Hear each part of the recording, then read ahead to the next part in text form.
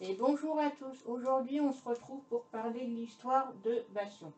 Alors, l'histoire de Bastion, elle prend place après avoir libéré nos chefs de faction de l'antre et qu'on ait délivré le message à Oribos. Donc, à Oribos, on explique que les chefs de faction ont été enlevés par des entreliges qui travaillent pour le geôlier.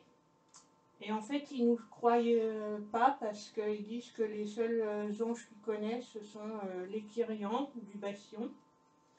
Donc ils nous envoient au Bastion pour avoir une audience avec l'Archonte et lui expliquer ce qui s'est passé. Donc une fois qu'on arrive au Bastion, on nous explique ce que sont les Kyrians. Et on nous explique que pour devenir un Kyrian, il faut d'abord qu'on soit aspirant et qu'on se purifie pour devenir des transcendés qui sont les anges bleus.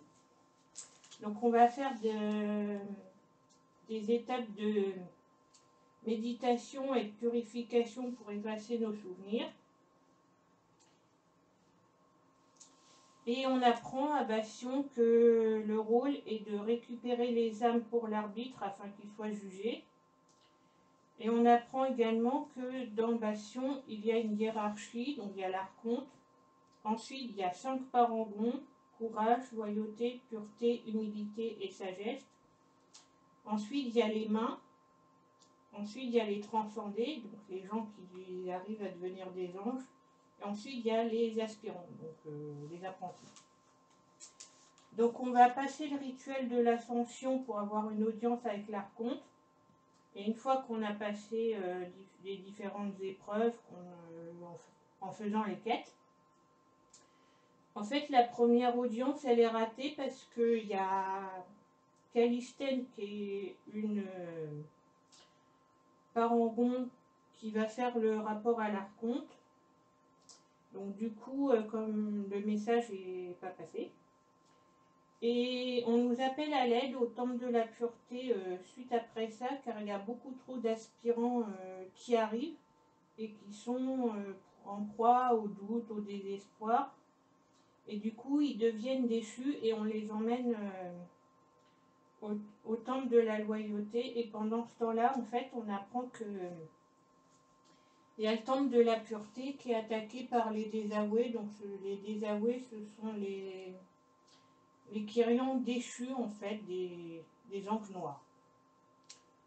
Et ensuite, après cette attaque, on apprend que Lysonia, qui était le parangon de la loyauté, est devenue la main du doute et la dirigeante des désavoués.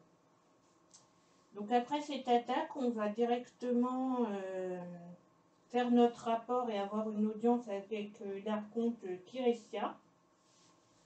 Et les 5 parangons, dont on connaît maintenant les noms: Zésiphone, parangon de la pureté; Ténios, parangon de la sagesse; Cyrus, parangon de l'humilité; Zandria, parangon du courage; et Deva, parangon de la loyauté. Et du coup, on lui explique ce qui est arrivé à nos chefs de faction, l'attaque des désavoués, etc.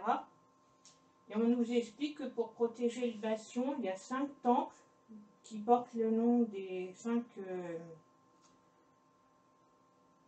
vertus de Bastion. Et ces 5 temples ont chacun un sceau de protection. Et il y a le temple du courage qui se fait attaquer et dont le sceau sera détruit. Et on apprend qu'en fait que ce sceau a été détruit par les désavoués, mais aussi par les Maldraxi. Et du coup, après avoir défendu Bastion contre les désavoués, on va se diriger à l'endroit où les Maldraxi, l'armée de Maldraxxus, va attaquer. Donc une fois arrivé à l'endroit où il y a l'attaque des Maldraxi, on va porter assistance et secours aux personnes, aux Kyrians qui protègent le Bastion. Et en fait, on apprend que Maldraxxus attaque le bastion pour récupérer l'anima en fait, suite à la pénurie. Et une fois qu'on a repoussé l'attaque des Maldraxxi et qu'on a fait le donjon Filage Nécrotique, en fait on va signaler l'attaque des Maldraxxi à Oribos et on va nous envoyer à Maldraxxus pour découvrir ce qui s'y passe. Mais l'histoire de Maldraxxus, ça sera pour la prochaine vidéo. Voilà.